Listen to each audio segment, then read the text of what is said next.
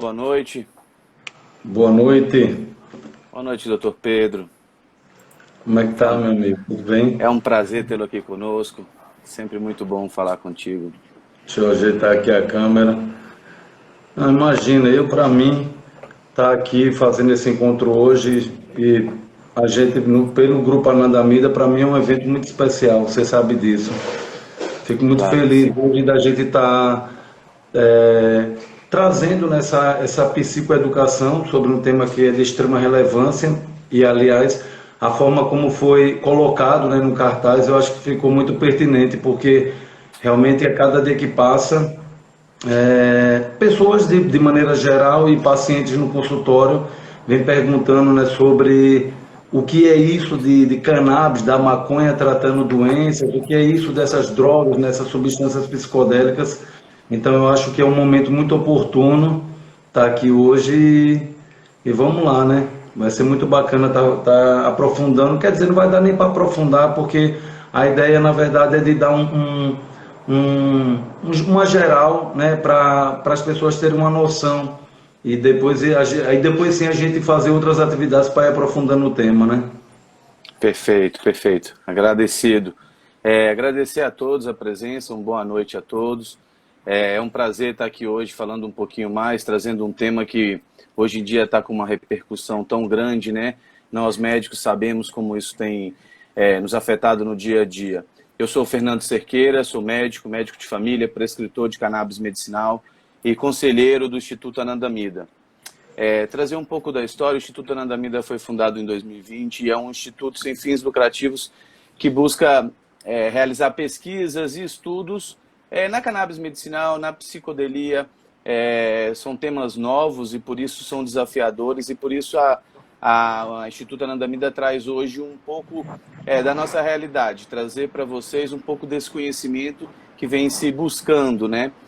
Atualmente, o quadro de diretivos, né, o quadro diretivo do Instituto Anandamida conta com a farmacêutica Renata, o doutor Carlos Zimmer, o Adriano, Victor, o doutor Pedro como nosso diretor executivo, eu, Fernando Cerqueira, o nosso querido consultor científico, e aproveito aqui para deixar um grande abraço ao Siddhartha Ribeiro, nosso grande parceiro, trazer aqui nosso parabéns ao Instituto do Cérebro, agradecer ao Instituto do Cérebro por ser pioneiro, estar sempre à frente aí fazendo um trabalho de magnífico e pioneiro, né, no Brasil no estudo da cannabis e na psicodelia em geral.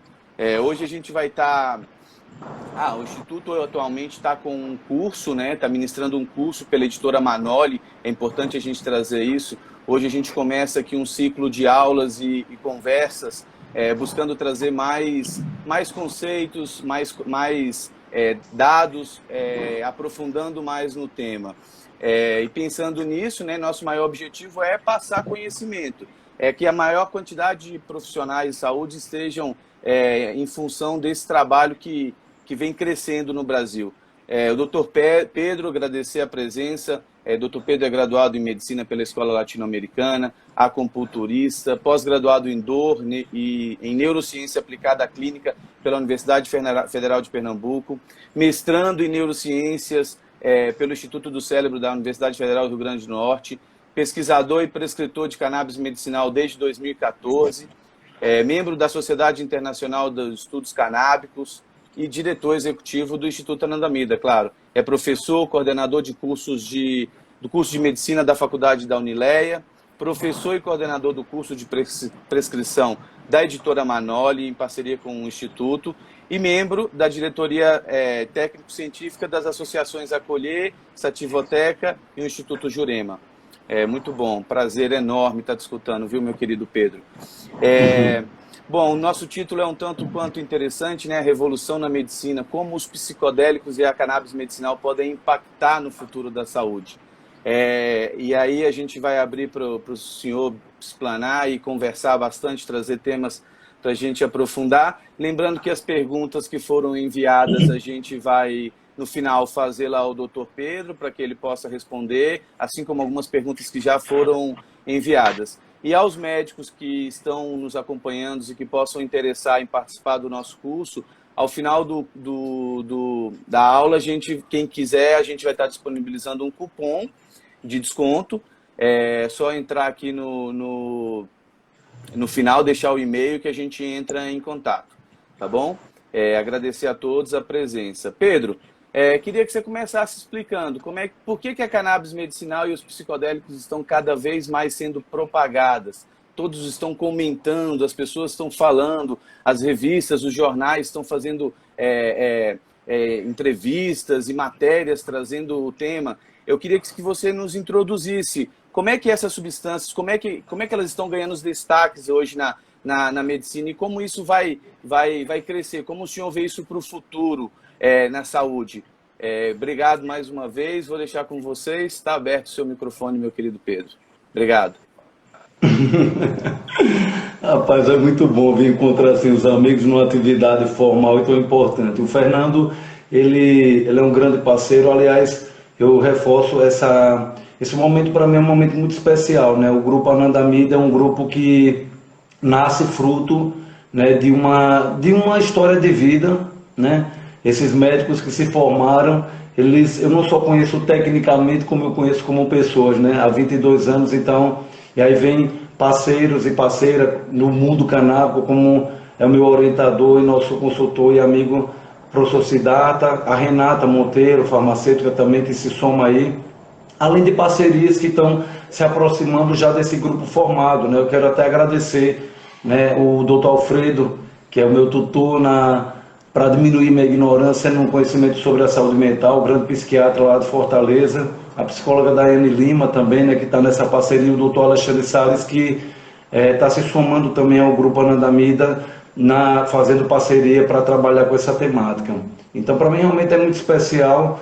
E, bom, vamos lá. A ideia da atividade de hoje, né, eu vou utilizar esse material, na verdade, inclusive, para enviar para meus pacientes e minhas pacientes, porque quando, né, a gente avalia um paciente e a gente encontra a indicação de se fazer qualquer tipo de tratamento, quando o tema são os psicodélicos, uma das funções se trata justamente de munir os pacientes de informação. Eu acho que esse material aqui, ele serve para isso, e portanto eu vou tentar trazer uma linguagem, né, abordando aquilo que normalmente surge como dúvidas iniciais.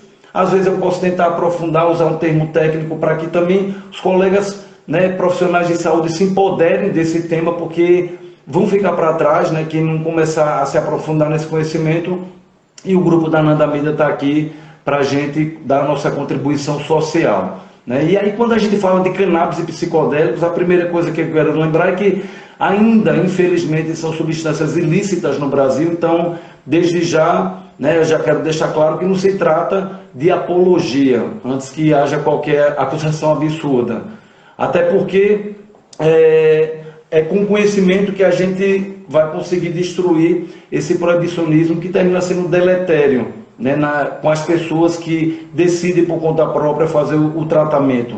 E é cada vez mais comum que a população em geral e as pessoas estão chegando com esse tema no consultório. Claro que no meu caso hoje, por já ter uma referência, mas de maneira geral, outros colegas têm dito, olha, estou te procurando porque os pacientes estão perguntando. Ou seja, está indo da sociedade para a academia.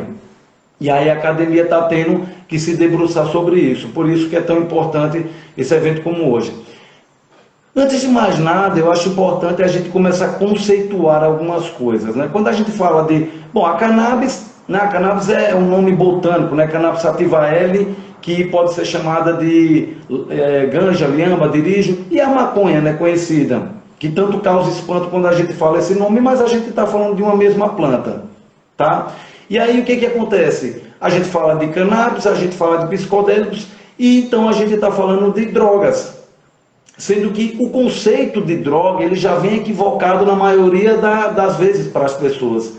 A gente cresceu tropeçando e na hora de reclamar falar droga, como se droga fosse necessariamente algo ruim. Ou seja, confunde-se o termo droga com tóxico. E são diferentes, porque tóxico vem do grego, toxicon, que quer dizer veneno, aquilo que prejudica o organismo. Droga não, droga, a origem ela é controversa, francesa, mas você sabe que surge ali no século XV, né, na Holanda, né, que é essa controvérsia, que queria dizer droog, que queria dizer produtos secos. E isso, inclusive, drogaria, você vê que a gente tem as drogarias, as farmácias, porque no conceito de droga, né, se você procurar, você vai ver que são substâncias que servem para curar, para aliviar, né, para alcançar, com a proposta de levar o bem-estar para quem está usando. Esse é o conceito. Então, sim, estamos falando de drogas, e que são drogas ilícitas, e que esse proibicionismo ele não corresponde a uma lógica técnica. Ou seja, essas substâncias elas não são proibidas porque elas são mais perigosas. E a gente vai estar falando um pouco sobre isso, né? Tem que lembrar que as drogas, quando eu falo droga, produto seco, as drogas, nos tempos, né, das caravelas, elas tinham uma importância tão grande no comércio quanto os alimentos. E hoje ainda tem, só que com o proibicionismo isso ficou na mão do tráfico. Ou seja, as drogas, né, a gente teve esse proibicionismo, onde algumas religiões tratam como usuário como pecador, até então a medicina como doente e o direito como criminoso, né? E aí, na verdade, o que a gente vê é que são substâncias que, pelo próprio conceito, e é o que ela se propõe, vem para ajudar, tá? O proibicionismo, veja, o proibicionismo, quem defende o proibicionismo sem ter a causa do conhecimento, na verdade, não quer que você deixe de usar drogas, quer que você use as drogas dele, né? Então, assim, os seres vivos, de maneira geral, os seres humanos, sempre buscaram a alteração da consciência. No caso dos seres humanos, eu estou falando de um acesso ao inconsciente. Tanto é que a gente tem os casos das amarulas, né, que batem com a cabeça no tronco da árvore e espera ela fermentar para poder comer, né? Os ursos comendo cogumelos, que são alucinógenos. O baiacu, aquele documentário da BBC, o baiacu sendo picado pelos golfinhos que passava soltando veneno porque dá uma alteração. Então as drogas elas são importantes e elas são necessárias. E é por isso que a cannabis, que tem registro de aproximadamente 12 mil anos atrás, né, ali na Ásia, no lago Tihai, os primeiros registros arqueológicos, a controvérsia de China e Japão ali, mas há 12 mil anos sendo usada nas diferentes formas. A cannabis ela tem uso terapêutico, uso religioso ou ritualístico, uso industrial ou comercial, né, e ainda tem o uso hedônico, né, que é o uso social, que algumas pessoas chamam de recreativo e a gente acha inadequada. Mas o fato é que é o seguinte, essa planta, ela veio sendo domesticada durante todo esse tempo, e há quem, existem algumas literaturas que falam que foi a primeira planta cultivada, mas o fato é que ela vem sendo domesticada durante todo esse tempo, e durante esse processo de domesticação, os produtores foram cruzando genéticas para justamente adequar ao efeito que eles queriam. E é por isso que hoje a gente encontra 5 mil quimiotipos, né, que algumas pessoas chamam strains, né, ou equivocadamente de cepas, mas essas variações que existem de cannabis. E aí já vem o primeiro conceito que a gente tem que ter claro. Quando alguém fala para você, a maconha ela provoca isso, ou então quando tem aquele absurdo de falar assim, a maconha causa esquizofrenia, aí a primeira coisa que você vai responder é o seguinte, qual maconha?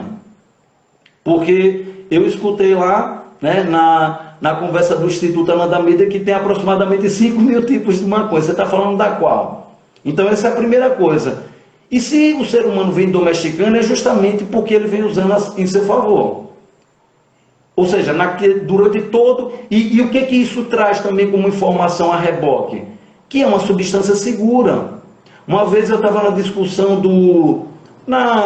em Brasília, né, na Câmara, e aí uma parlamentar perguntou, não, mas se acontecer como aconteceu com a talidomida na década de 60, eu digo, tem 12 mil anos que estão usando. E assim, já está sendo pesquisado, não é uma novidade, entende? Então, é isso que a gente tem que ter bem claro. Ou seja, então existe 5 mil tipos de cannabis que o ser humano vem domesticando porque já tinha descoberto vários efeitos. Os primeiros estudos, eles começam ali no século XIX, tanto dos psicodélicos como da cannabis também, que aí já vai mostrando efeito antiepilético, que eu não vou nem entrar em detalhe, né, sobre esse histórico, Mas o fato é que, assim, tanto a cannabis como o psicodélico, ele começa a ser estudado ali no século XIX. O Rick Doblin, que é um dos fundadores da MAPS, um centro de estudo de psicodélicos dos Estados Unidos, ele fala que para ele, o início dos estudos com os psicodélicos foi em 1874, quando o Paul Blood ele publicou um artigo de insight de autoexperimento com o óxido nitroso, né, o gás do riso. Entendeu? E a cannabis também já começa ali. A cannabis estava na farmacopeia norte-americana, estava na brasileira também. Entendeu? Aí depois é que vem sendo proibido. Proibido baseado no quê? Pedro, vamos entrar na parte técnica? Vamos, mas é importante falar isso? É importante, porque assim, a gente sofreu e sofre até hoje um retrocesso, e uma das coisas mais importantes é a gente quebrar o tabu e explicar por que foi proibido. Foi proibido porque foi amparado em 3 eixos.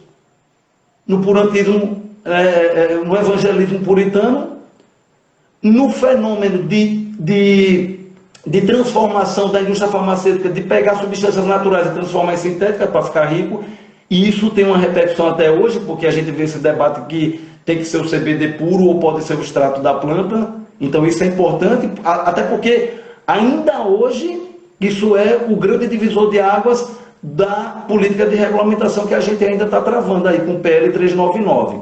Né? Então a gente tem ali, né, em 1912, o MDMA, que foi fabricado ali pela Merck, patenteado, e é publicado em 78, né, a primeira literatura acadêmica ali do MDMA. Ou seja, no caso do LSD, o LSD ele foi o quê? Em 1938, né, que foi... tem uma bela história, né, do Albert Hofmann, químico suíço lá da Sandoz, onde ele estava estudando os derivados do ergot, buscando ali o ácido lisérgico, que é uma estrutura muito comum no esporão de centeio, né, do fungo lá, que atacava lá, né, a plantação. E aí ele descobriu, né, que ele foi testando, né, e no teste de número 25, uma substância que ele deu o nome de dietilamida, e aí como foi no espaço 25 ficou LSD 25, né, o dietilamida do ácido lisérgico. Quando a gente fala de psicodélico, a gente está falando do quê? Psychedelic, o nome quer dizer revelar a alma, manifestar a mente. E aí, de onde é que surge esse nome? De uma conversa entre o grande escritor Aldous Huxley com o psiquiatra Humphrey Osmond. Isso em 1956, que foi quando o Huxley falou: para tornar este mundo trivial e sublime, tome meio grama de fanerotime. Aí o Osmond falou: não, isso aí está muito feio. Aí ele falou: para alcançar o inferno, vou fazer o evangélico, tome um psicodélico. E psicodélico, psychedelic, quer dizer revelar a alma, manifestar a mente. Sabe qual que é a importância desse nome ter surgido assim, como um nome próprio? Porque esse tipo de substâncias, elas não se encaixam em nenhuma categoria de medicamentos que antes estava como classificado. Ah, ele é estimulador? Ele é depressivo? Não. Ah, é psicomimético, ele induz crise psicótica. Pronto, esse também é outro grande divisor de água no tocante do tema dos psicodélicos. Não. Inclusive já tem trabalhos com psiquiatria computacional, o professor Siddhartha tem trabalhos com isso que mostram, né? E isso já tinha sido afirmado na década de 50, que há uma diferença entre o chamado surto psicótico e uma experiência psicodélica. Então, ela vem ali a calhar como realmente como um nome bem adequado, né? Então, você tem ali 47, né? Em 53, a Sandoz, ela induz, ou ela iniciou uma colaboração com a FDA, distribuindo LSD. Então, a gente vai ver que naquela década de 50 foi uma década muito rica, e foram publicados aproximadamente 1000 trabalhos com LSD. Entende? Em 1958 teve a síntese da psilocibina, que é o composto ativo do cogumelo.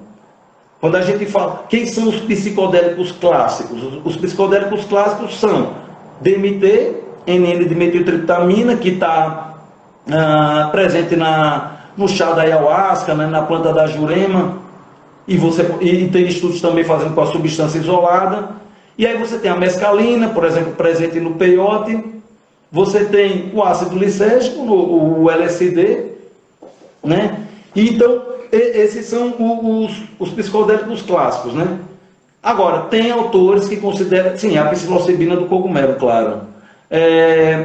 Tem alguns autores que consideram também que o MDMA, que é metileno dioximetanfetamina, também é categorizado como psicodélico. Eu particularmente acho que deve, né, colocar nesse rol também, porque realmente assim, o potencial de algo ser psicodélico pode ser alcançado inclusive por própria terapias como respiração holotrópica, experiência em tanque de privação sensorial. Há quem pergunte: ei, a cannabis é psicodélica?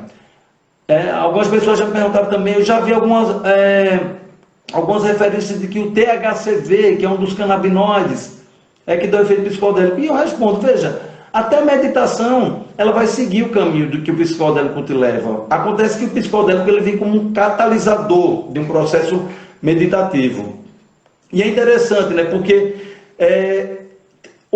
depois que teve aquele problema com a talidomida em 1962, foi proibido o LSD em 1968, mas era uma época já de política estadunidense querendo, né, o controle, que foi o Richard Nixon ali, e nessa época o LSD ele já era aplicado como terapia psicolítica, como quimioterapia psicodélica e como terapia, o que eles chamavam de pico psicodélico. Porque o que é importante a gente falar? Quando a gente fala de tratamento com os psicodélicos, a gente está falando existem duas formas, digamos assim, né? A terapia psicolítica e a terapia psicodélica propriamente dita, né? A terapia psicolítica é aquela onde a pessoa faz uso de microdosagens, ou seja, doses pequenas que, pelo próprio conceito, não é para causar um efeito psicoativo agudo, né? Isso é questionável. Algumas pessoas falam que é 1/10 da dose psicodélica, 1/20, né? Mas, na verdade, o Feynman, que é um senhor, né, que já pesquisa, já tem vasta experiência em terapia psicolítica com psilocibina, ele fala: deve ser aquela que a pessoa não experimenta o efeito agudo. E a psicodélica é aquela onde a pessoa passa pela experiência psicodélica propriamente dita, e que aí tem a forma de ser feita. É importante também estar destacando isso, porque o que a gente está falando não é de tomar psicodélico. Tomar psicodélico, se isso resolvesse, tem que lembrar isso, né? Tem que lembrar que as pessoas vão procurar o profissional de saúde, um médico, para prescrever, porque algumas pessoas, ouviram falar, ou o próprio médico vai abordar isso num consultório, entende? Então, é uma coisa que você vai ter que estar ali preparado para estar falando sobre várias dúvidas que existem. Qual é a segurança? Qual é a eficácia? O Sidney Cohen, em 1960, ele já fez um estudo com 5.000 pessoas que usaram LSD, naquela coisa de distribuir, né, o LSD para pesquisar em várias formas, o LSD e a mescalina na época, entendeu? E assim, quando a gente fala, tem que falar de vários aspectos dessas substâncias. Então, veja, no tocante a cannabis, o que a gente tem? A gente tem uma planta que ela tem uma série de compostos, né? São quase 1.500 compostos, tem literaturas que botam um número menor, mas no Congresso de 2020 isso já foi atualizado, onde parte delas, ou 179 delas, são fitocannabinoides. E aí esses fitocannabinoides, eles vão atuar, entre outras substâncias também, mas aqui falando muito especificamente dos fitocannabinoides, eles vão atuar em receptores canabinoides, no sistema endocannabinoide. Claro que eu estou falando aqui sobre o Fernando, ele é professor disso daí, mas é para que as pessoas entendam que o que a gente está dizendo é que nós, seres humanos, seres vivos de maneira geral, temos um sistema no corpo, como tem o sistema nervoso, digestório, digestivo, urinário. A gente tem o sistema endocannabinoide, e que esse sistema endocannabinoide consiste em uma interação onde nós temos os receptores canabinoides, que são a fechadura, e os endocannabinoides que se ligam a esses receptores para atuarem, né, nos seus mecanismos de ação. O interessante é que no caso do sistema endocannabinoide, ele é um sistema que atua como um modulador central, envolvendo ação em vários outros sistemas. modulando o apetite, modulando a transmissão do sinal da dor, modulando o sono, modulando o humor. E por que isso? Porque esses fitocannabinoides se ligam não somente aos receptores ditos canabinoides, CB1 e CB2, mas eles se ligam também a outros receptores, como são, por exemplo, os receptores serotoninérgicos, que a gente sabe que tem uma ação ali na modulação do humor. Mas não só serotoninérgicos, né? Proteínas, os GPRs, né? Que são receptores de proteína G acoplada, né? Que é um tipo de receptor da célula, um metabotrópico que a gente chama. Existem vários receptores dessa natureza aí que os canabinoides se ligam, GPR18, GPR55, que era um receptor órfão e que alguns autores estão trazendo com abordagem como se fosse o CB3. Mas para entender que a gente tem essa planta com essas possibilidades. Então, a pessoa que nunca ouviu falar de cannabis e que não entende nada, essa hora tem que estar perguntando, então peraí, agora eu entendi, a cannabis é por isso que ela tem essa ação multifacetada. Exatamente, porque ela vai agir modulando aí nesses receptores, que eu não vou entrar em detalhe agora, para a gente poder trazer alguns conceitos que são fundamentais e aprofundando, como a gente falou com o tempo. Tá? Mas é por isso. E aí tem uma característica muito especial, porque nós médicos, normalmente, né, estamos acostumados com essa apresentação da indústria farmacêutica, onde traz uma promessa em atuar de uma forma muito específica. Olha, esse aqui atua no sono, tá? Não, mas doutor, eu tenho sono e tenho dor, tá? Então tem o da dor também. Ah, mas você sabe que quem tem insônia e quem tem dor também pode ter transtorno de humor. Tem aqui também um modulador do humor. E claro, tome esse outro aqui para proteger o estômago. Aí o que incomoda a muitos profissionais com a terapia canábica, né? Que é com a planta da cannabis, com os derivados, ou canabinoides sintéticos. O que incomoda? Porque aqui a gente vai ter que ser um DJ. Vamos ter que modular a mesa ali. Vamos ter que modular a mesa. Tem a desvantagem, porque não fica tão cômodo para dizer bem assim, olha, só estou atuando ali. Mas tem uma grande vantagem, né? E a gente sabe disso, porque aí você tem uma possibilidade de ir reduzindo várias drogas alopáticas, essas drogas convencionais, e está colocando, avaliando o risco-benefício, esses derivados de cannabis e muitas vezes substituindo quase todas elas, ou algumas delas, por esse tratamento, e no risco-benefício você diminuindo também efeitos colaterais e você também tendo uma maior possibilidade de sucesso terapêutico. É por isso que a cannabis vem tratando. Agora fica fácil de entender porque é que trata doença neurodegenerativa. Por quê? Porque tem ação de neurogênese, formação de tecido neural, ou seja, de circuitos neurais. Entende? Então, assim, agora a gente consegue entender por que trata tantos diagnósticos. Agora, como é que faz isso? Acompanha aí, né, o Instituto Anandamida nos cursos da Manoli, né, na surpresa que a gente vai ter também para o ano que vem, que a gente vai estar justamente trazendo essa prática, esse conhecimento teórico. No caso dos psicodélicos, porque aí é aquela coisa, né? Como é que é essa história então? Como é que uma pessoa vai chegar a uma indicação? Bom, se quando você faz uma avaliação médica, ali você está olhando o que é que serve para a pessoa, o que é que pesa positivamente e o que é que pesa negativamente. Para ela encontrar esse equilíbrio, você vai, no momento que você já tiver esse conhecimento teórico e vai adquirindo prático, você vai vendo, essa pessoa tem indicação de psicodélico.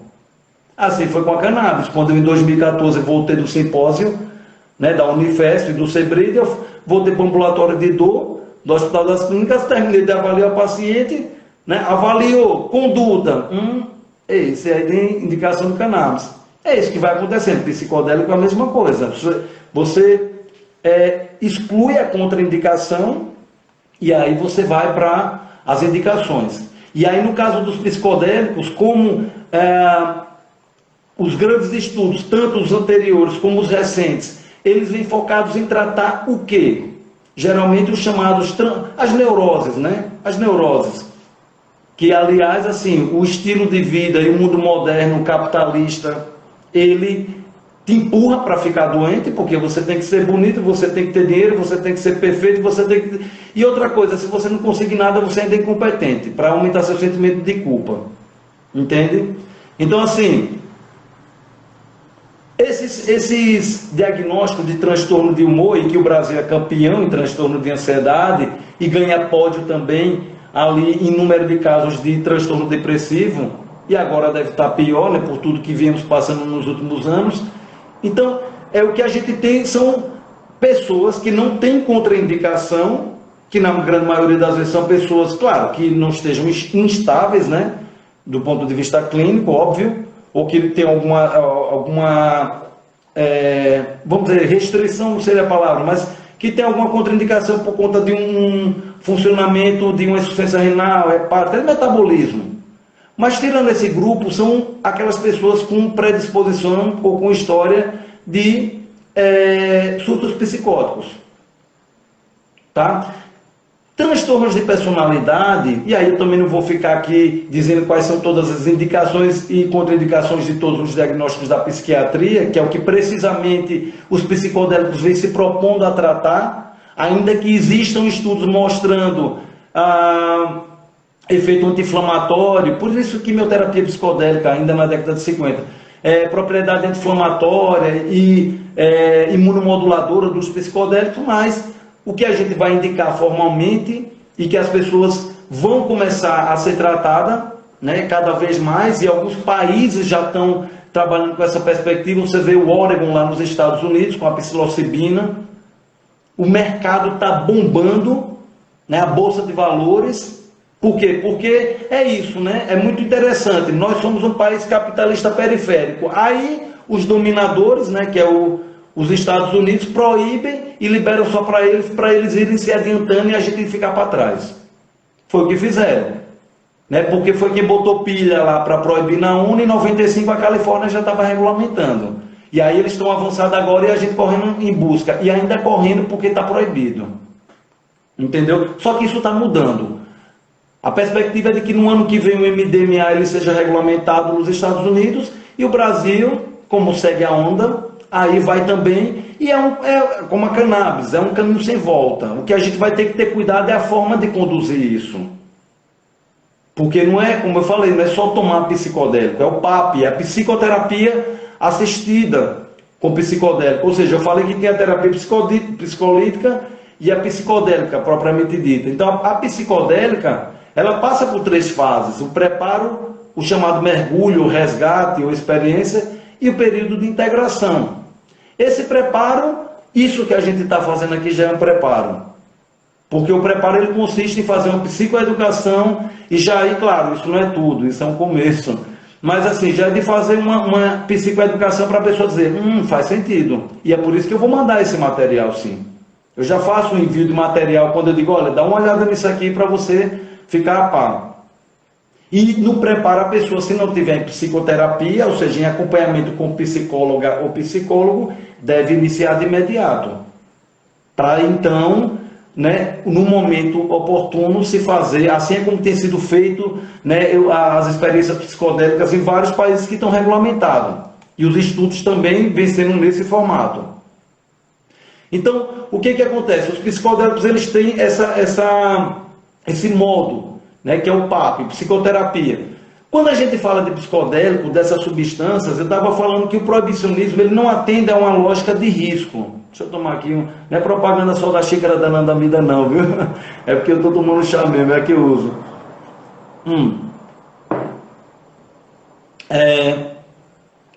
Mas veja, uma das coisas que intriga muito as pessoas quando fala desse tipo de substância, o que é que você ouve quando a gente fala desse tipo de substância?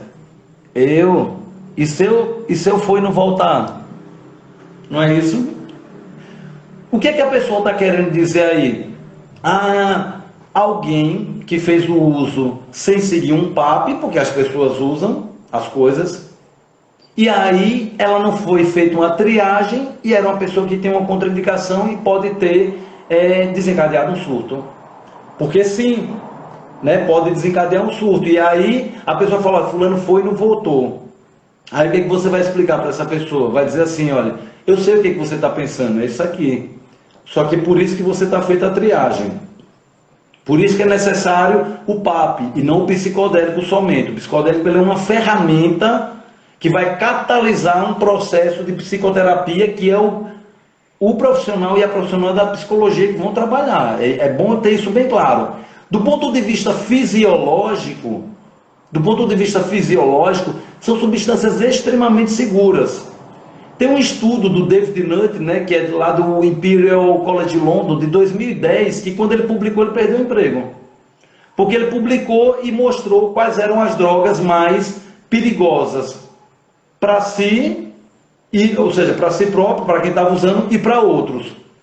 E aí o que foi visto? Foi visto que a droga mais perigosa é o álcool. E aí você tem lá no topo álcool, heroína, cocaína, entendeu? E aí a psilocibina, a última, tá vendo? O LSD, o último. Tem um trabalho de 2004,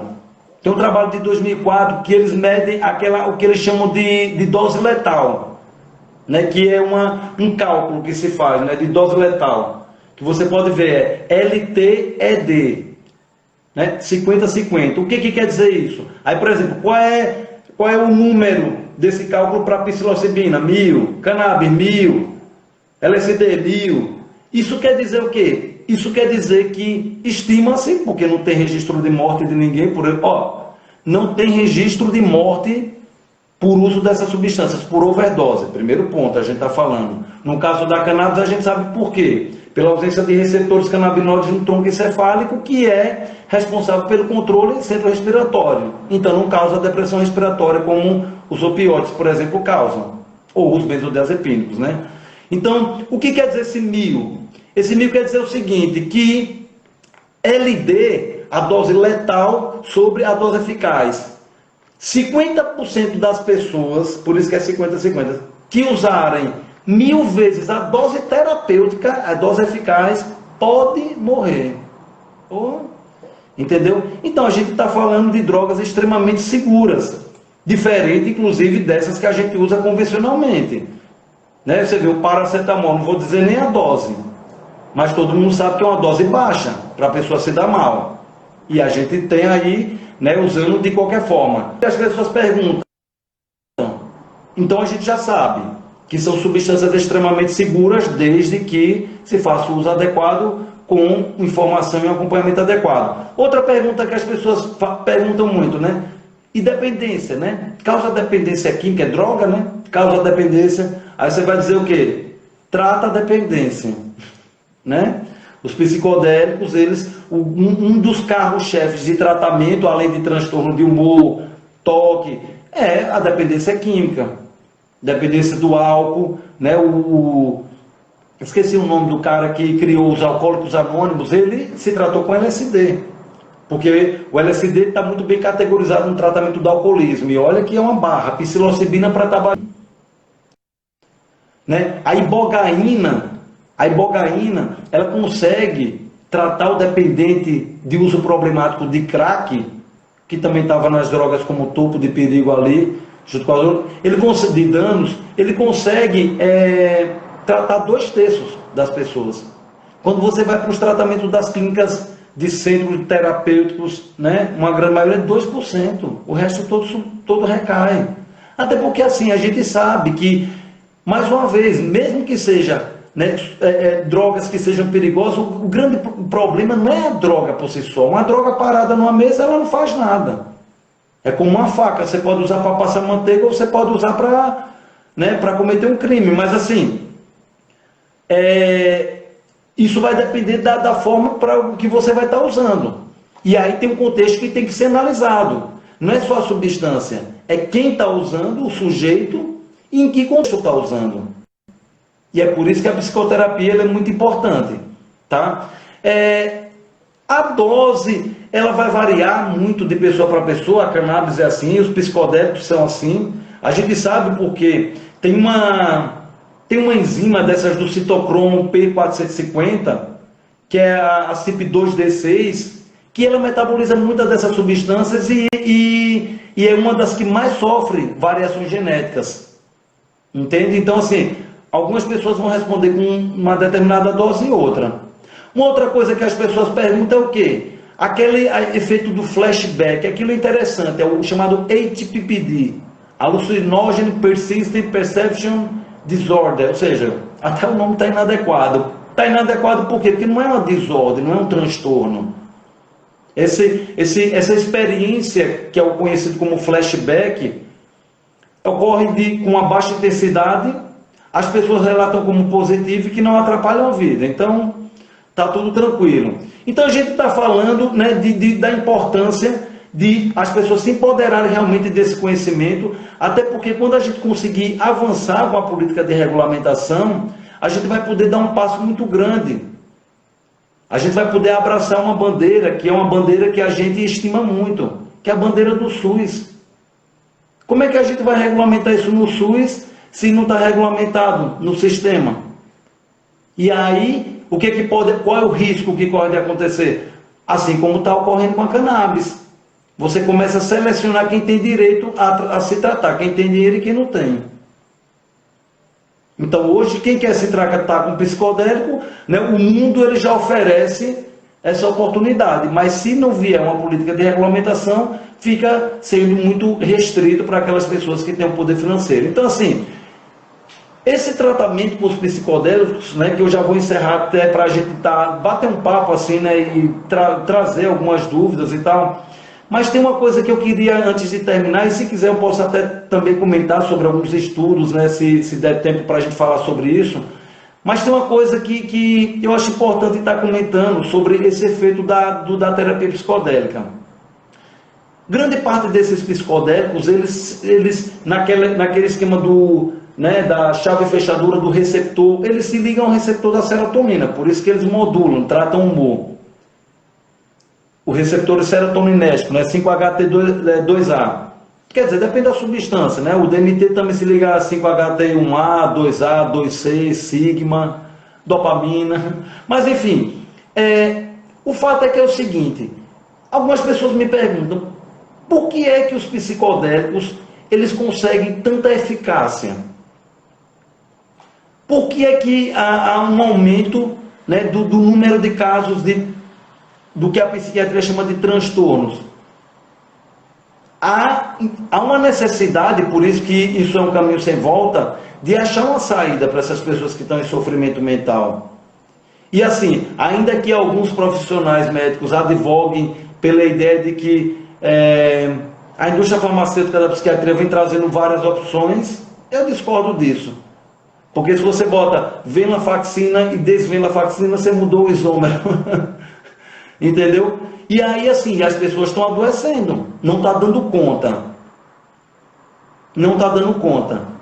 Certo? E aí, o que a gente vai fazer? O que a psiquiatria vai fazer? A brasileira vai continuar, né, fazendo como seguiu a psiquiatria estadunidense lá atrás, que estava dando prêmio Nobel para quem fazia lobotomia, enquanto a gente tinha a nossa grande mulher nordestina psiquiatra Nízia da Silveira, que disse, olha, se essas pessoas precisam ser tratadas, ela precisa estar vivendo o seu mundo inconsciente, bota na arte.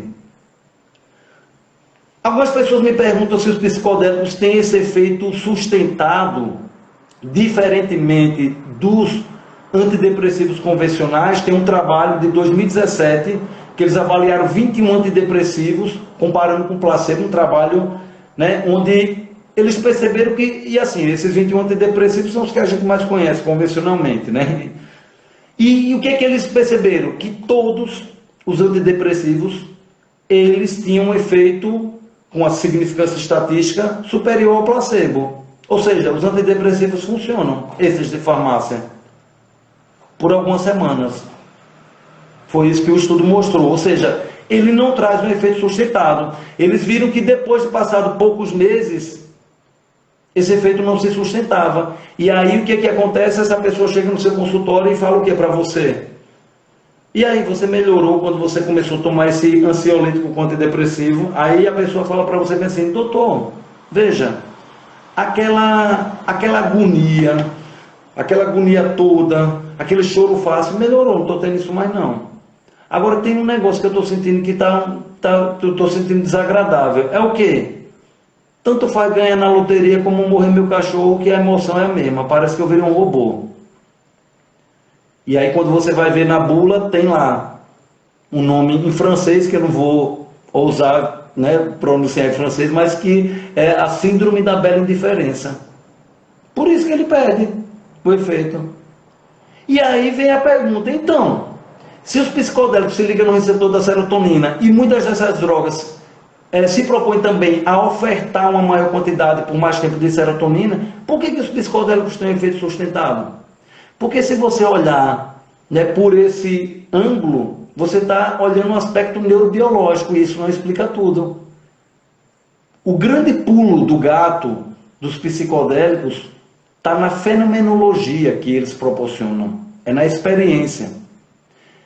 Se uma pessoa, né, aí falando de alguns estudos, por exemplo, tem um trabalho de 2012, tem um de 2016, tem um trabalho lá do Carhart, né, lá do Imperial College de Londres, que é um centro também que estuda muito, né, o John Hopkins, e aqui, o Instituto do Cérebro, como você falou, o pessoal da Unicamp, Rio de Janeiro também tem, enfim, que eles avaliaram, foram 12 pacientes, todos com um diagnóstico de depressão maior, e eles avaliaram o efeito da psilocibina dando 10 miligramas de psilocibina no dia 0 e 25 miligramas no dia 7, ou seja, uma semana depois.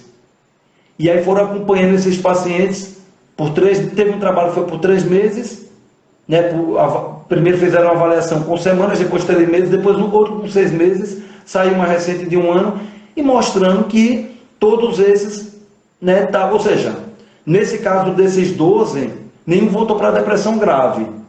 E teve uns que nem voltaram mais. E aí, 1 ano depois, é o que? A serotonina, que está lá circulando, a psilocibina do cogumelo que está lá circulando 1 ano depois? Não. O que é que explica isso? O fenômeno. Que fenômeno é esse? Do revelar, psicodélico, revelar a mente. Que nada mais é do que, como eu falei, um mergulho no seu inconsciente, que a meditação pode levar a esse caminho, desde que, né, você exercite, como eu falei, a meditação, a inspiração holotrópica, só que o psicodélico ele vai como um catalisador, e a gente sabe que o inconsciente ele é um conhecimento é um baú de conhecimento ancestral. E aquela pessoa num transtorno de ansiedade e ou depressão, que ela está limitada para poder ver as coisas como realmente são, ou seja, o ser humano usa a sua mente de forma limitada, certo? Isso aí a gente sabe, né? O Raul Seixas já cantou, 10% da cabeça animal, né? Não é assim, mas a gente sabe que a gente não usa toda a nossa totalidade. E aí, no processo de ansiedade e depressão, o que é que acontece? Essa pessoa, essa visão estreita que Aldous Huxley chamou de as brechas da caverna, elas estão mais estreitas ainda. E aí você chega para uma pessoa com depressão e fala bem assim, mas mulher, você é linda, sua família é linda, a vida é linda. Ela vai dizer, eu vou acreditar em você, doutor, só porque você estudou. Eu estou vendo tudo diferente, mas só porque você está dizendo, não. Ela não está vendo. É como você chegar para um deficiente visual e falar que a cachoeira, a queda da cachoeira, pelo olhar que está bonita. Aí o que você tem que falar? Se for uma catarata, tira o cristalino opaco e bota o transparente. Ou seja, você tem que fazer essa pessoa ver. Se não fizer a pessoa ver, ela não vai acreditar. E aí o psicodélico, o que ele faz? Depois que a pessoa, no efeito agudo, ela viu, mesmo depois que passa o efeito agudo, ela não tem como desver. E aí o que é que você consegue fazer? Você consegue ressignificar várias coisas. Sabe aquela coisa que você olha às vezes para um adolescente que ele está estressado com as coisas que você olha e diz, ô besteira, deixa ficar adulto que os boletos começam a chegar que você vai ver. É menino, é porque não passou, né, pela experiência da vida. O inconsciente ele vai dizer a mesma coisa para você. Ele vai dizer isso, ele vai dizer, quantos anos você tem? Ah, bichinho é novinho, tem 70 anos, Pois é, eu nasci há 10 mil anos atrás, entendeu? E é isso que acontece.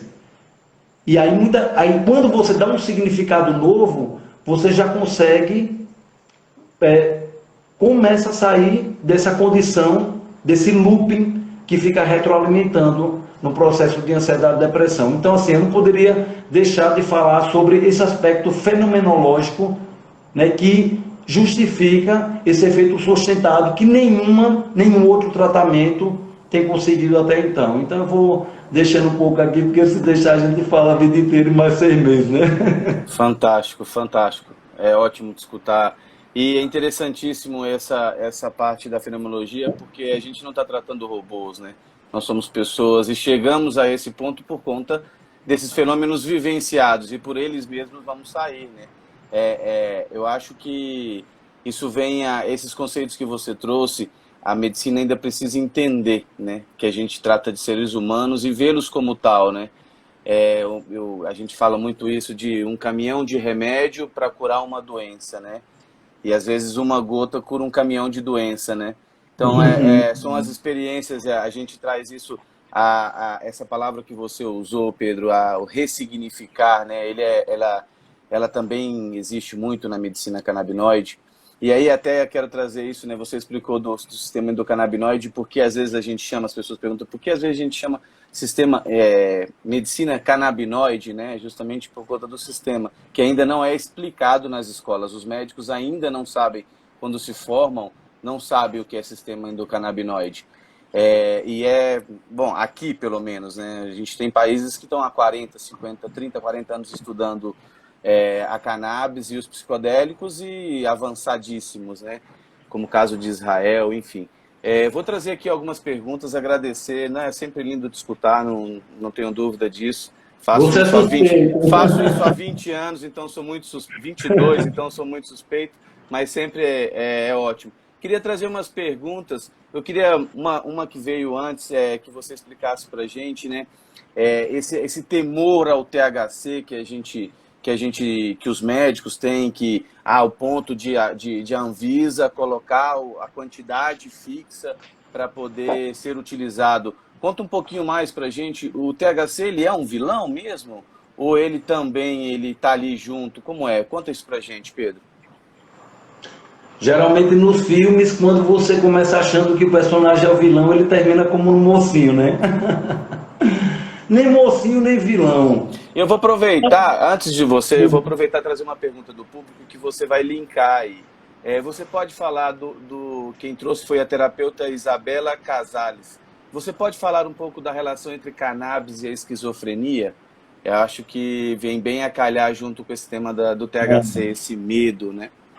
Obrigado, Isabela, pela pergunta, porque realmente como não dá tempo da gente falar sobre tudo, então cada vez que vocês trazem esse tema, que bom que está perguntando sobre isso. Eu tinha comentado aqui, né, que na década há um século atrás, na década de 20, teve aquele fenômeno, né, do sintetizar, né, E aí, eu tinha comentado que justamente hoje isso é pauta de um tema político, porque a gente está discutindo o PL 399 justamente porque os proibicionistas falam que tem que ser o CBD puro e as pessoas que estudam sabem que todos os fitocannabinoides e as substâncias que estão presentes na planta, ela tem o seu benefício desde que bem aplicada. E o THC junto ao CBD são os dois fitocannabinoides mais estudados. O THC ele é fundamental. Na verdade, eu ouço dizer mais para você, assim, as pessoas ainda vão se surpreender mais ainda, até nós, né, com o THC. Porque você vê isso no tratamento do Alzheimer, das síndromes demenciais de maneira geral. O THC ele é importantíssimo. E vou dizer uma coisa aqui extremamente polêmica, para ficar aqui registrado, para Nanda Mida já deixar isso aqui, e que também eu já comecei a ver em algumas literaturas. É contraindicado o THC para a esquizofrenia? Primeira coisa, vamos falar da relação do THC com a esquizofrenia. O que a gente mais escuta é a afirmação de que THC causa esquizofrenia. Primeira coisa, né?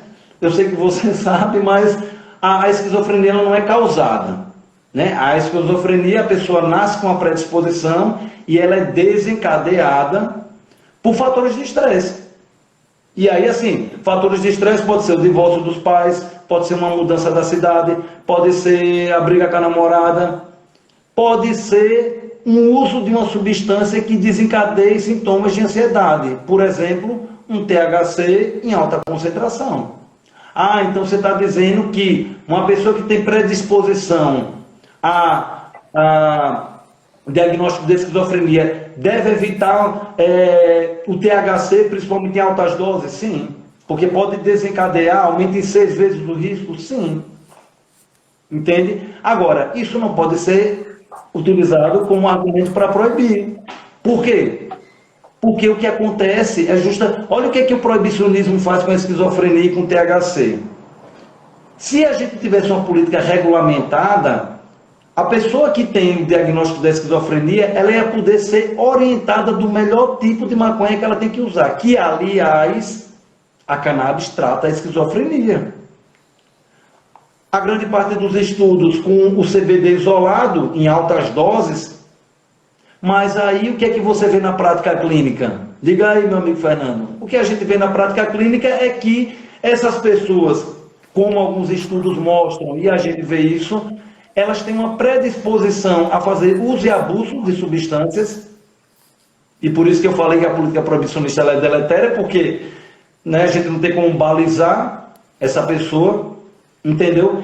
E aí, quando você trata esse paciente que chega lá com uso problemático do THC, piorando, olha, meu filho está usando, e aí ele, vez ou outra, 2 vezes no ano fica tendo surto, porque aí...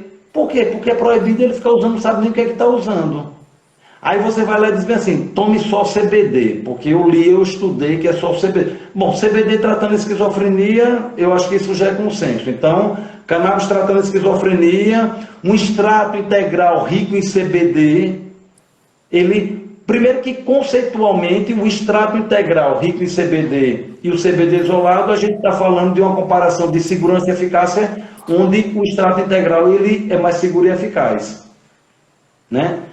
E aí o efeito que você quer com aquele CBD isolado, você vai usar o extrato.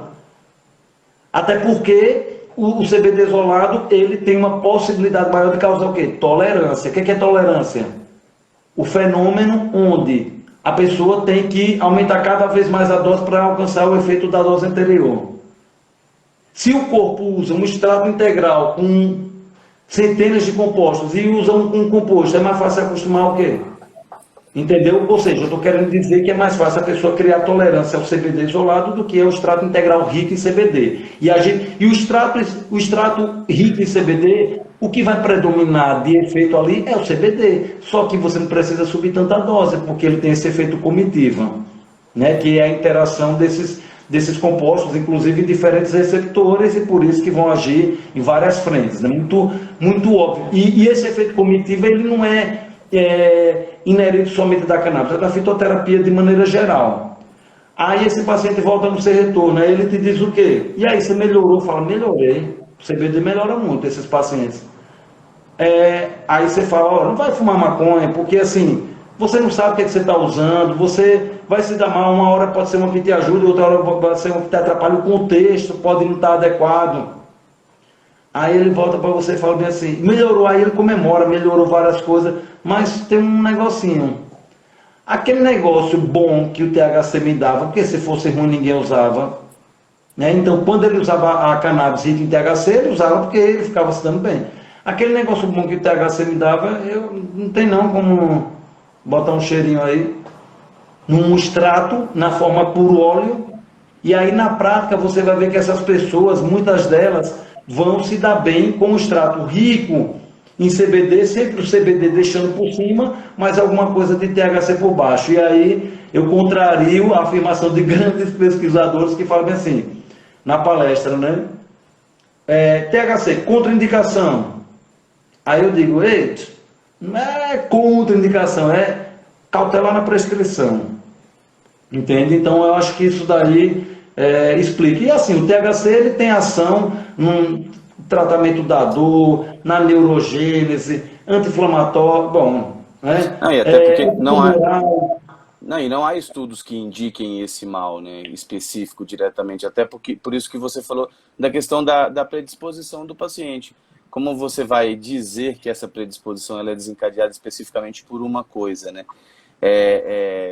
Não, é sempre interessante esse tema, porque acaba que a gente, o que pauta a discussão hoje no país sobre a cannabis medicinal é o poder psicoativo do THC, né? E a planta utilizada por tantas pessoas há tantos anos, em comparação a tantos medicamentos utilizados pelas pessoas, você já não precisa de fazer grandes estudos para entender. E a gente que está no consultório consegue ver isso. O paciente chega tomando 6, 7 tipos de medicamentos psicoativos, né? E não melhora da resposta, não tem resposta.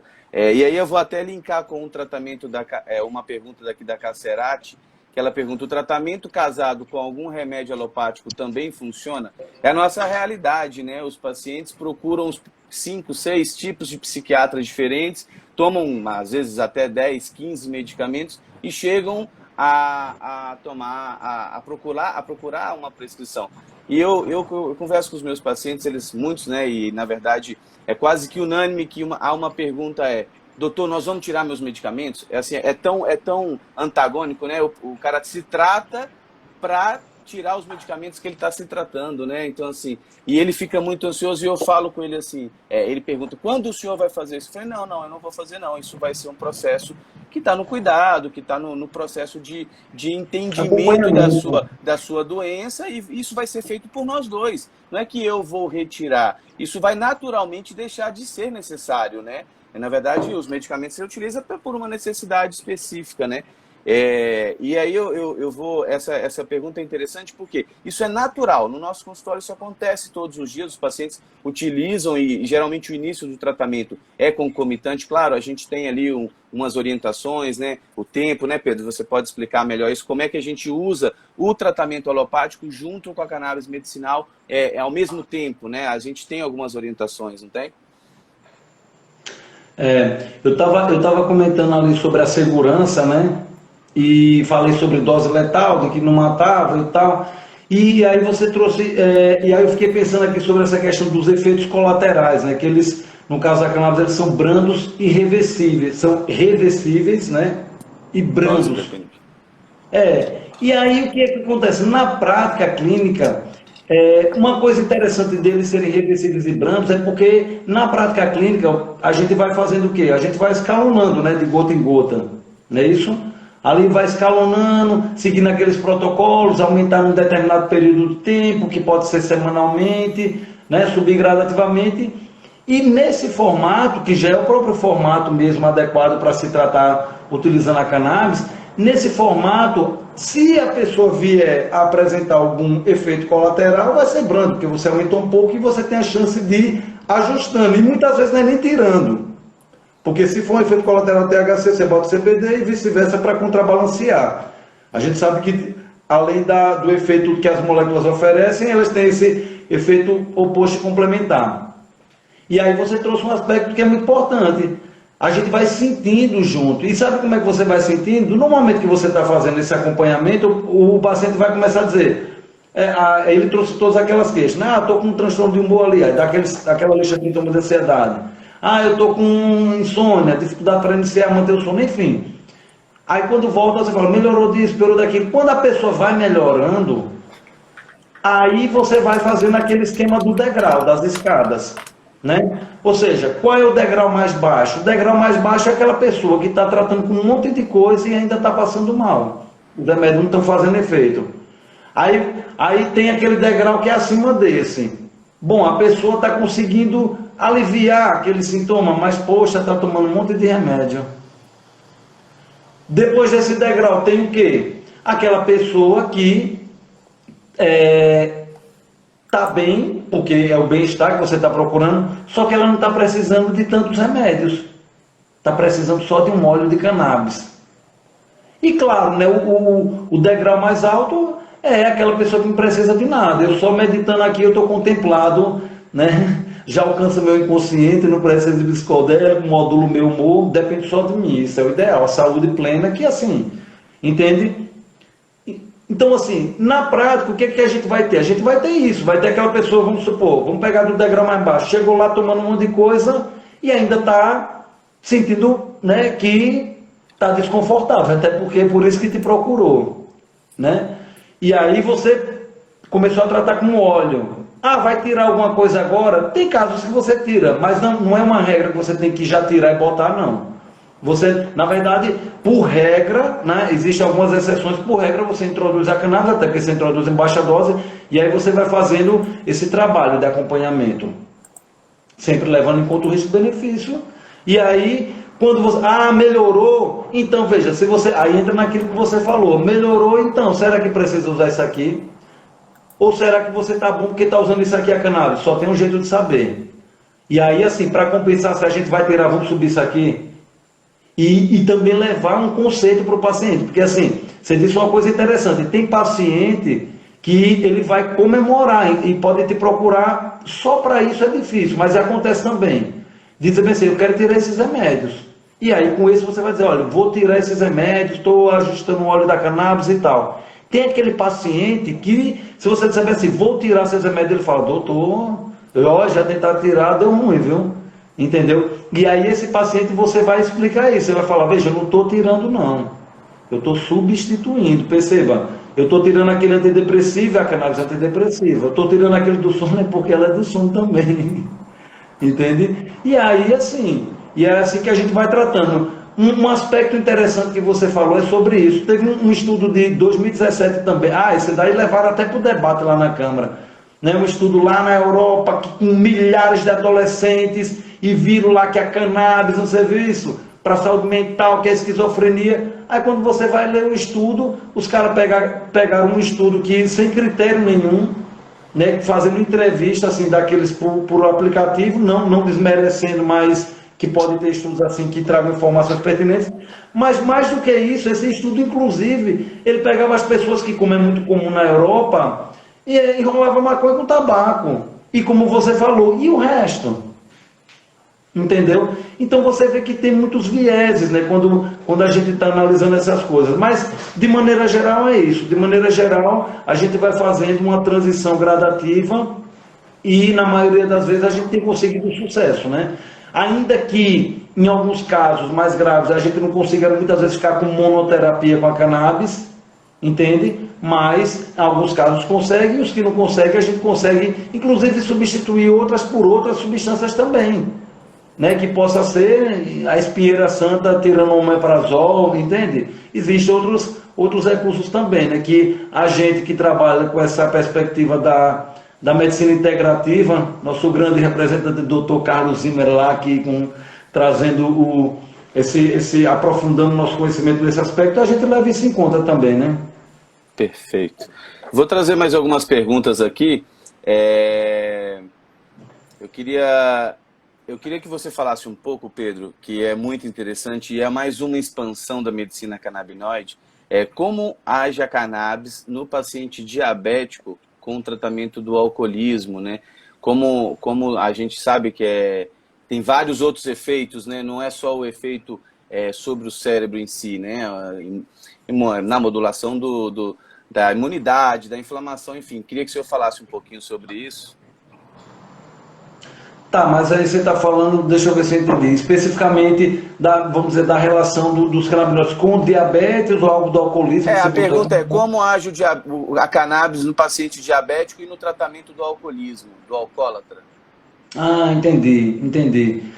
Veja, é assim, a gente traduzindo essa coisa, como age no paciente diabético, a ação ela vai ser multifacetada como em qualquer pessoa, mas assim, eu acho que a pergunta ela quer dizer o seguinte: qual o efeito, né, dos canabinoides nos níveis glicêmicos, porque eu ouvi falar que a cannabis pode tratar diabetes. Talvez seja isso, né, se eu não estiver equivocado aí, mas é isso, sim.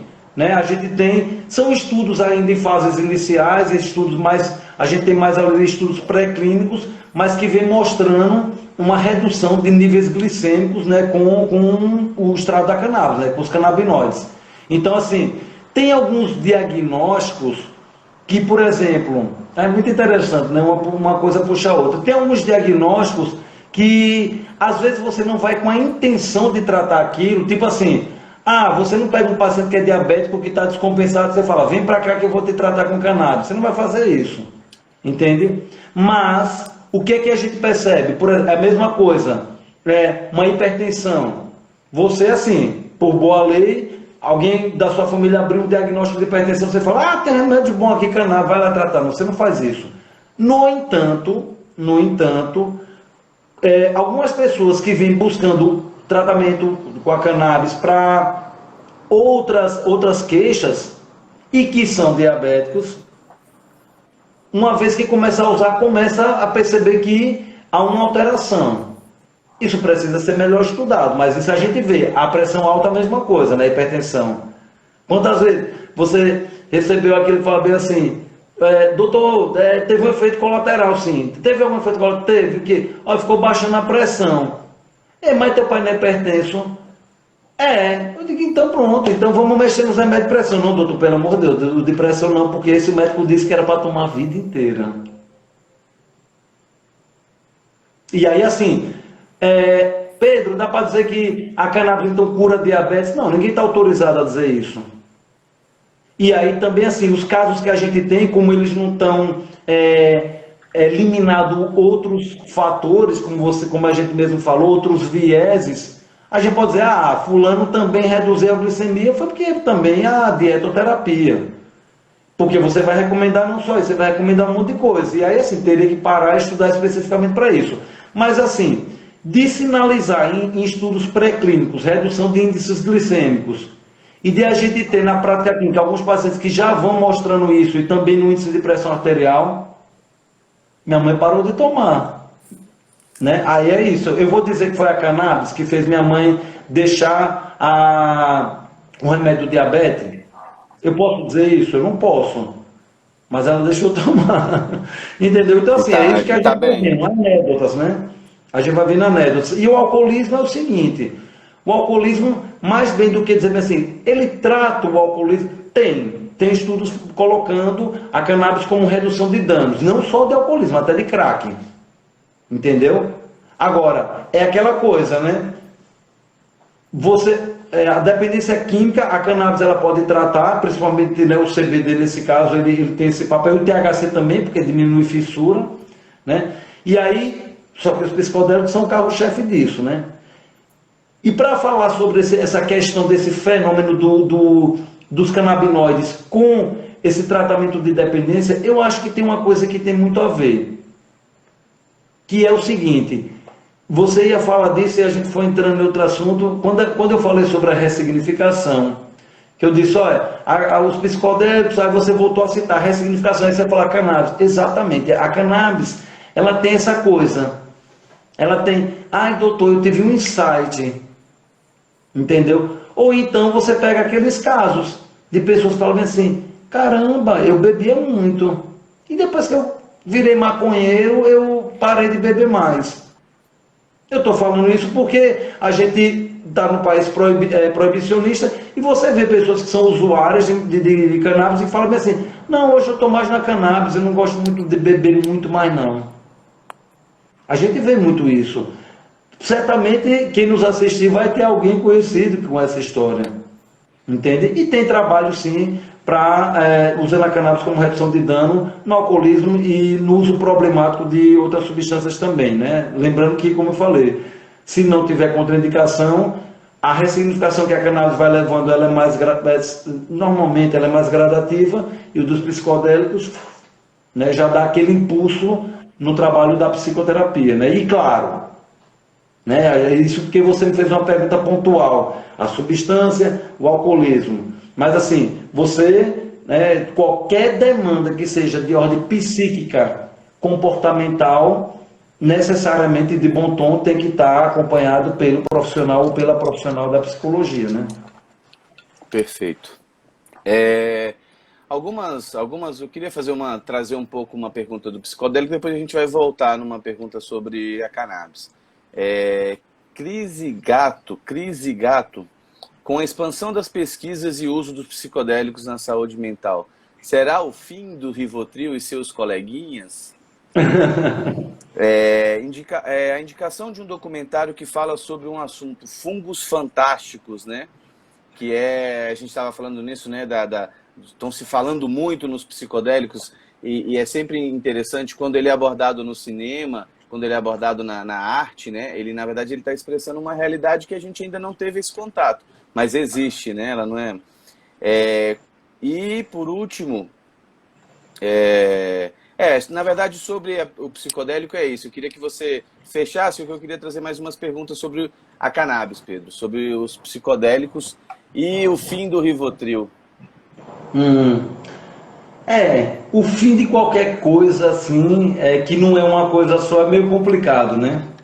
É meio complicado. Então, assim, e outra coisa também, veja, Haverá um dia onde quem tome Rivotril estará incorrendo a uma ilegalidade, porque faz mal para o seu próprio corpo. Assim esperamos que a ciência avance. tipo assim, o fim não deve ser, né? Mas assim, se a gente, imagina, se a gente conseguisse substituir aquilo que você vê na atenção primária de uso de benzodiazepínico, ou se pelo menos isso, vamos colocar com um acesso competitivo, entendeu? E assim, no Instituto do Cérebro tem trabalhos que já estão falando sobre isso, né? Aliás, assim, ali, né, eu quero até aproveitar para mandar um abraço também para o professor Draulio, né, de Araújo, que é o nosso coordenador lá do laboratório da disciplina de Ciência e Medicina Psicodélica, onde também, junto a vocês da Nanda Mídia, eu estou aprendendo imensamente sobre esse tema. Então, eu acho que não é uma questão de eliminar, né? Mas é como você falou, vai chegar um momento que, certamente, e é uma coisa interessante, né? As pessoas que têm contato com os psicodélicos, uma coisa muito comum é das pessoas dizerem bem assim, né? Na hora que, eu queria que fulano usasse, eu queria que botasse na caixa d'água, né? Aquele sentimento de que, né? De que, poxa, as pessoas precisam conhecer isso aqui. Então, eu acho que é muito nesse sentido, né? Desde que de uma forma adequada, a gente tem que evitar, tem que lembrar que a substância é sujeita de situação, ninguém está falando que é para usar nada assim de maneira desvairada, isso é perigoso, né? Então, assim, tem que tomar cuidado e é para isso que a gente está aqui, né? Trabalhando para que um máximo de pessoas possam se beneficiar do bom uso, né? Tanto da cannabis como dos psicodélicos, esse é o benefício, né? Perfeito. Doutor, fala um pouco para a gente da cannabis e o autismo, e a cannabis e a dor da endometriose. Dois temas que, inclusive, estarão, vamos trazer essa novidade aqui, né? Dois temas que estarão no Guia Prático, que a Nanda Mídia vai lançar até o final do ano. É um guia prático em cannabis medicinal, e são dois temas interessantíssimos que a gente vê muito no consultório, né, Pedro? Fala um pouquinho para a gente dessas duas combinações aí, como elas funcionam. Tá de brincadeira, né, você, né? Vai falar você, porra. Você escreveu o capítulo do livro e deu a aula, vamos. Não, então, é interessante, é lindo ver o tratamento do autismo, né, com a cannabis, né, e principalmente a gente fala muito isso, será que, antes a gente se perguntava, mas a cannabis sempre é a última alternativa? Então, eu vou dizer que no autismo é a primeira e talvez a única, né, grande alternativa a se trabalhar hoje, né? A gente tem casos lindos, né? Eu tenho uma anedota que eu conto sempre, que eu tinha uma paciente autista bem grave e a mãe, com uma semana, me ligou: doutor, essas gotas são milagrosas. Poxa, mas fulana já não está se mordendo, fulana já não está se debatendo. Ela, não, fulana continua fazendo todos esses sintomas que eu te expliquei semana passada. Agora, a minha filha tem 38 anos, ela está sorrindo, ela está feliz. Então, assim, mais do que o autismo e seus sintomas, é o autismo e sua humanização, né? Trazer ali para a família o entendimento sobre o que aquela pessoa precisa. Eu acho que a cannabis traz muito isso, porque ela não vai sedar a criança e transformar aquela criança num boneco, né?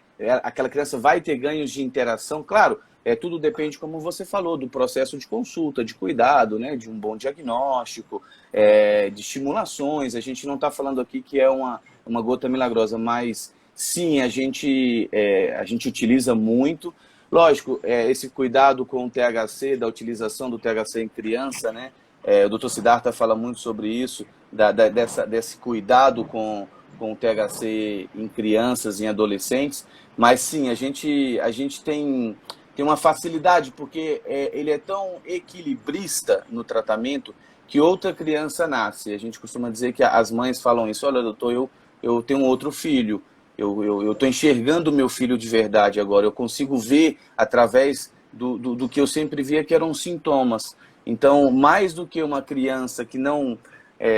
eu tenho uma mãe que fala isso, mais do que uma criança que não me dá trabalho, agora eu tenho uma criança que está vivendo, que está interagindo. Então, eu queria que você falasse um pouco da parte, digamos, bioquímica do processo de atuação da cannabis no autista. Você sabe que se a mãe do seu paciente estiver te escutando, ela vai te chamar a atenção, vai dizer, a gota é milagrosa sim, doutor.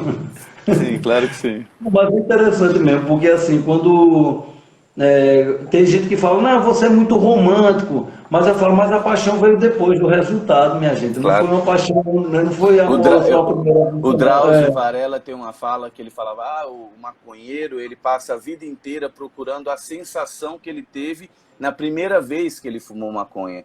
E eu refiz, eu falei, na verdade ele passa a vida inteira naquela mesma situação. Né? Então, assim, não é que ele procura, ele encontrou e ficou com ela, né? Então, eu acho que é bem isso. Vamos lá, pode falar. Toma aí, doutor Drauzio. Segura essa aí, ó. Ressignifique. Muito Ressignifique. Bom. Cara, tem os trabalhos de autismo, eles são mais recentes, né? Já tinha, há mais de 10 anos já tem trabalho com autismo, mas a gente teve um trabalho importante em 2018, lá em Israel, que foram com 60 crianças, né? 60 crianças. E aí, assim, né? Toda vez que eles vão avaliar, nesse momento foi com o extrato de CBD isolado, e esse trabalho ele se viu para um piloto do ano seguinte, que começou com 188 crianças e terminou em 92 criança e adolescente, né? E esse trabalho, o que ele vai avaliar? Veja, quando a gente trata um paciente, né, com um transtorno do espectro do autismo, a gente tem aquela tríade, né, que alguns autores falam, ou díade, né? Comportamento, sociabilidade e linguagem. A gente sabe que esses pilares aí, eles se desmembram, né? Você tem algumas sintomatologias que podem ou não estar presentes, que aquelas escalas trazem muito bem, né? A TEC, CARS, que é seletividade alimentar, baixo limiar à frustração, irritabilidade que pode evoluir para agressividade, movimentos estereotipados, enfim. Existem várias outras coisas, e da linguagem, ecolalia. Bom, esse trabalho ele foi avaliar justamente alguns desses sintomas. E aí, quando você vai ver o resultado, eu lembro que era 47% respondeu bem aos sintomas de ansiedade, 66% melhora da sociabilidade. E aí, assim, eu lembro que efeitos colaterais, 9% deu sonolência, 14% piorou a irritabilidade, mas aí foi reversível. E aí, o que eles fizeram? Depois, o trabalho seguinte, eles avaliaram o extrato rico em CBD, 20:1. E aí, quando eles avaliaram o extrato, eles viram que tiveram uma resposta melhor, né? Mostrando mais uma vez que essa questão do efeito cognitivo. Tem um trabalho aqui no Brasil também, que foi feito com um extrato que ele era 30:1,5, né? A relação termina sendo 20:1 também, né? De CBD e THC, mostrando também benefícios em várias dessas esferas aí também. Então, assim, é aquele negócio que você falou, né? Na verdade, essa coisa de que a gente fala da prescrição off-label, de que uso compassivo. Lá no começo falaram, você faz uso compassivo, tem que falar que é compassivo, viu? Porque senão é contra a lei. Eu digo, não, minha gente, eu não sou desonesto, não é compassivo. Porque o uso compassivo é aquele que depois você já tentou tudo, vai tentar cannabis, não. É o contrário, como você falou, é o contrário. Então, veja, o paciente... E outra coisa, veja, depende, né? O diagnóstico do transtorno do espectro do autismo, ele pode atender a um diagnóstico de base também. Você vê, 1/3 são pessoas com epilepsia, tem epilepsia associada. Você tem a síndrome X, que o paciente cursa, né, com o comportamento autístico, e já se descobriu que existe uma deficiência do sistema endocannabinoide. Você fala, a parte bioquímica é uma deficiência do sistema endocannabinoide. Até no Parkinson também, que a gente sabe que o comprometimento é ali no sistema dopaminérgico, mas tem um comprometimento do sistema endocannabinoide. E aí esses pacientes, por exemplo, se você está com uma criança autista, um paciente, né, autista, né, que, por exemplo, venha com esse diagnóstico de base da síndrome X frágil, a chance de você ter uma resposta terapêutica mais elevada é maior. Entende? Então, existem vários aspectos aí que a gente tem que avaliar e que, assim, esse tipo de paciente, ele tem o quê? Ele tem hiperexcitabilidade, falando do ponto de vista neurobiológico, ele tem hiperexcitabilidade, né? Ele tem uma inflamação neurológica, e aí a gente está falando de um imunomodulador, a gente está falando de um ansiolítico, a gente está falando de um antipsicótico. O que as pessoas dão para tratar? Aripiprazol, risperidona, entendeu? Quetiapina, que são antipsicóticos, e os antidepressivos. Aí entra naquele mesmo conceito. Ah, está aqui já está tudo no frasco. É uma farmácia que está aqui. Entendeu? Acho que é mais nesse sentido mesmo. Então, assim, não tem porquê uma pessoa que tem alguém próximo com esse diagnóstico não pensar, pelo menos, na cannabis como uma possibilidade terapêutica, né? Perfeito. Pedrão, querido. Endometriose, desculpa. Isso. E outra que também que entrou, que eu queria que depois você falasse um pouco, é sobre o uso da cannabis na veterinária. Sim, sim. Vou chamar meu cachorro aqui, tá aqui. Profundo conhecedor. Eles usam, né? Eles usam porque tem displasia coxofemoral, né? Entendeu? O que acontece? O aparato reprodutor feminino, ele é um aparato que ele é rico em receptores canabinoides. Tem poucos estudos clínicos, né? Na verdade, o que a gente tem de evidência são estudos pré-clínicos, mas que aí entra também naquela questão da experiência, né? E de pessoas que já vêm trazendo também alguma experiência anterior. Que você soma com esse... Olha, esses temas onde a cannabis ainda falta avançar para comprovar, o que a gente sabe, mas para comprovar, entendeu? Porque não foram feitos estudos para tudo ainda, até porque o sistema endocannabinoide foi descoberto na década de 90 e até agora não está sendo ensinado, como você falou, entendeu? Então, o que acontece? Várias indicações desses diagnósticos onde a gente tem estudos pré-clínicos, predominantemente, a demência, por exemplo, né, que agora está avançando muito, mas a gente tem bem mais pré-clínico ali. Quando a gente pegar a nossa experiência, conhecendo as propriedades do mecanismo de ação dos canabinoides, né, sua segurança, eficácia, suas propriedades. Propriedade que eu falo é isso: imunomoduladora, analgésica, antiespasmódica, tal, né, anti-inflamatória. Quando a gente sabe dessas propriedades, sabe da segurança, ou seja, melhor dizendo, traduzindo, a farmacocinética e a farmacodinâmica, como a gente sabe disso, mesmo não tendo muitos estudos ainda publicados, e aí você começa a ver na prática clínica que dá resultado, inclusive com o uso endovaginal, porque o aparato reprodutor feminino é um aparato que ele é rico no sistema endocannabinoide. Então, esse mecanismo de ação. E outra coisa, você está fazendo... A endometriose é sistêmica, você está fazendo um tratamento sistêmico. Entende? Tem casos, por exemplo, que existem formulações, né, de óvulos endovaginais, tá? E aí, assim, isso pode ser usado, às vezes, também, não só por via oral, como intrarretal também, porque muitas vezes se quer fazer endovaginal, mas a endometriose de algumas pessoas, de algumas mulheres, claro, pode vir cursando com muito sangramento, e aí fica inviável, e aí faz pela via intrarretal ou via oral também, associado ou até mesmo inalatória, dependendo se você quer alcançar um efeito mais imediato, né? Perfeito. E ainda há o efeito neurohormonal sobre o transtorno do humor, como você disse, é todo um processo na endometriose. Bom, eu quero agradecer. Tem mais mais uma pessoa que pergunta onde o educador físico entra na prescrição da cannabis. A gente trabalha com a medicina integrativa, né, integrando tudo, né, a mesma importância que tem o médico, o fisioterapeuta, o enfermeiro, e todas as especialidades, os educadores físicos também entram, né, e é interessante ver como as estimulações precoces no autismo, os tratamentos de fortalecimento musculares nos pacientes com dor crônica, o tratamento da atividade física no tratamento da fibromialgia. Então, assim, os educadores físicos trabalham sempre junto e tendem a ter uma melhor efetividade do seu tratamento com a cannabis, né?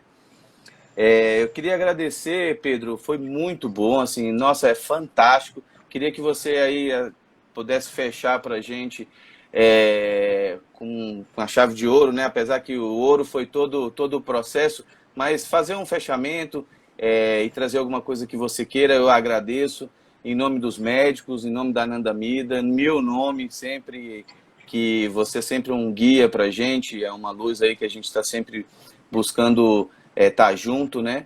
E aí pode fechar, e aí quem quiser depois mandar participar do nosso curso, deixa o e-mail no bate-papo, que a gente vai entrar em contato, né, oferecendo material e um desconto para participar no curso na editora Manoli. A gente vai deixar gravado a live no nosso canal para quem quiser acessar.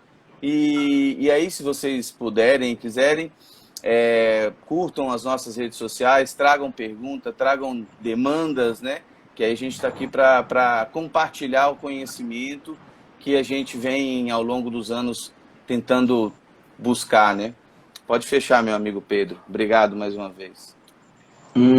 Eu sempre esqueço dessas coisas. Dê um like, não sei o que, até porque eu não entendo muito disso, mas faz isso que ele falou aí, porque isso ajuda a impulsionar e fazer com que mais pessoas realmente acessem, né, o conteúdo. É para isso que a gente está aqui.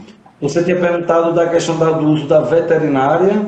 E na obesidade, para fechar essa pergunta, vamos lá. Mas você tinha trazido alguma outra coisa? A utilização da cannabis medicinal na veterinária. Tá.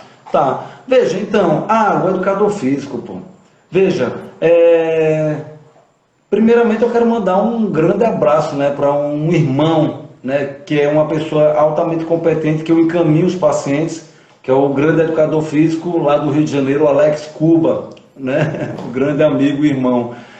O educador prescrever, até o que eu tenho entendido, por uma questão de competência de exercício de profissão, o educador físico ele não trabalha com o ato de prescrever.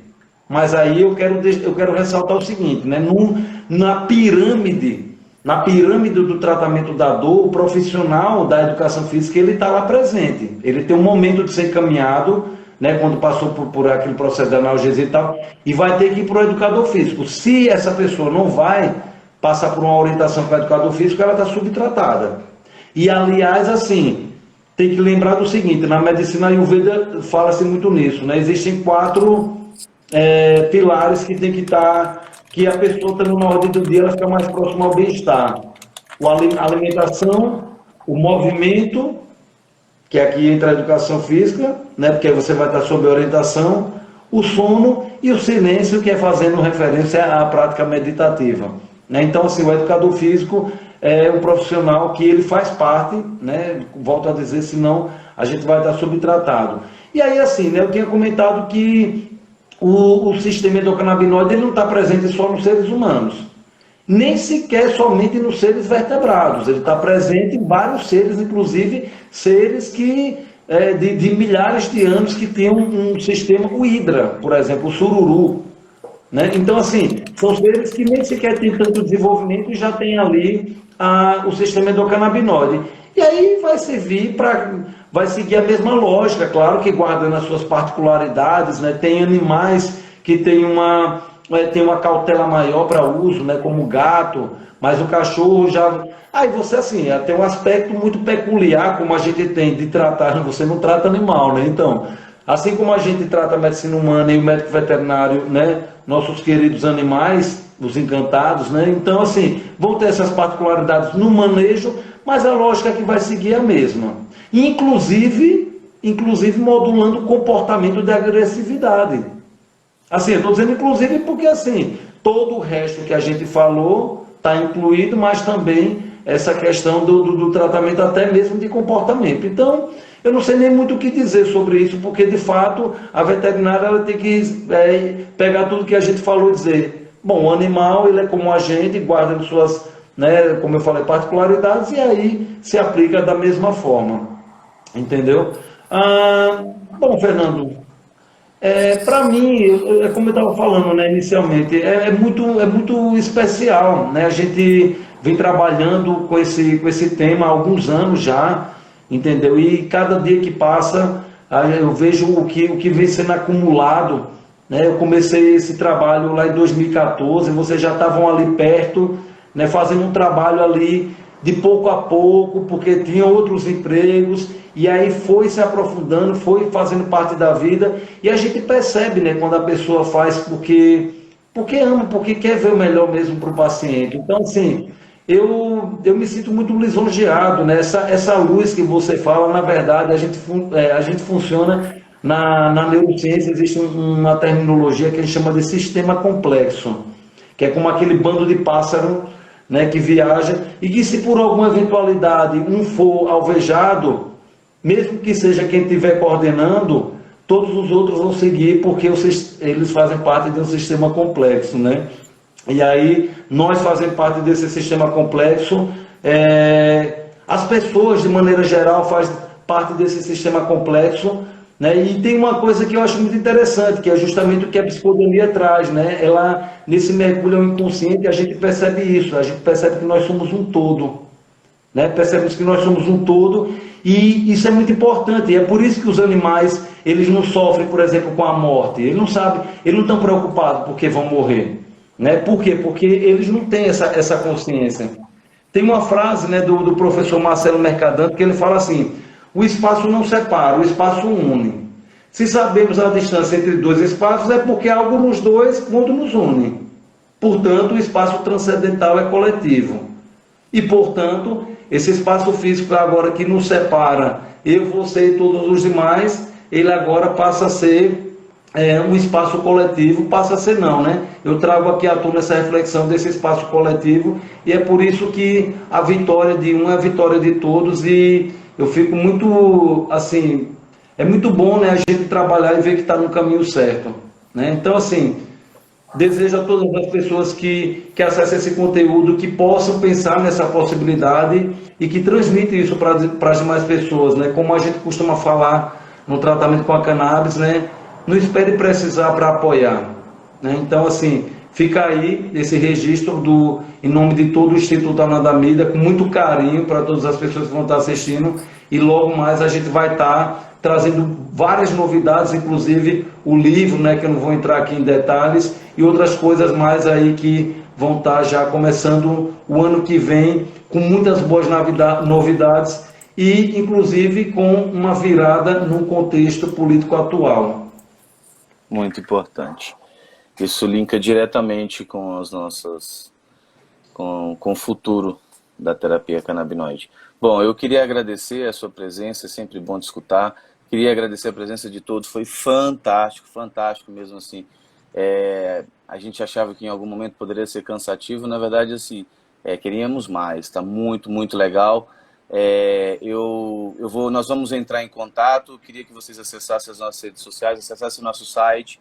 Lá tem um site de contato para quem quiser fazer algum tipo de pergunta específica, para quem quiser procurar o Instituto para participar de algum evento que a gente possa estar fazendo. Eu agradeço a presença do Pedro e é isso. É isso, até a próxima. A gente vai estar fazendo isso uma vez por mês.